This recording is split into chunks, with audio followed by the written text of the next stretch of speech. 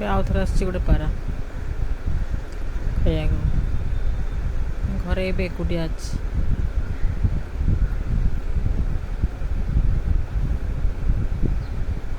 ମୋର 3ଟା ରତ୍ନ ଅଛନ୍ତି। ମୋ ପାଖରେ 2ଟା ରତ୍ନ ଅଛନ୍ତି, ଆଉ ଓଡ଼ିଶାରେ ଗୋଟେ ମୋ ରତ୍ନ ଅଛି।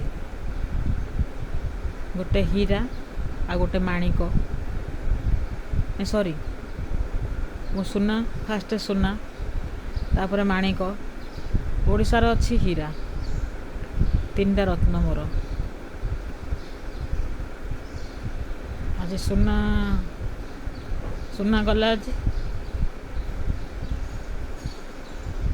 ମାଣିକ ଛାଡ଼ିବାକୁ ଯାଇଛି ତାକୁ। ଆଉ ହୀରାକୁ କହିଲି ମୋର ସୁନା ଗଲା, ମାଣିକ ତାକୁ ଛାଡ଼ିବାକୁ ଯାଇଛି। ହୀରା କହିଲା ସୁନା ରହିଲାନି କେତେ ଦିନ ଆଉ, ନା ସିଏ ଯିବ, ତା କାମ ଅଛି। ଆଉ 2-4 ଦିନ ପରେ ନହେଲେ ଆଉ ଥରେ ଡାକିବି, ସୁନା ଆସିବ ଆଉ ଥରେ। ଯାଇଛନ୍ତି, ଏବେ ଏକୁଟିଆ ଅଛି ମୁଁ ଘରେ।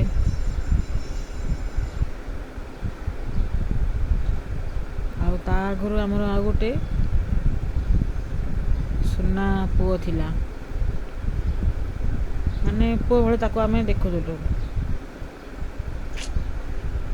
ମାନେ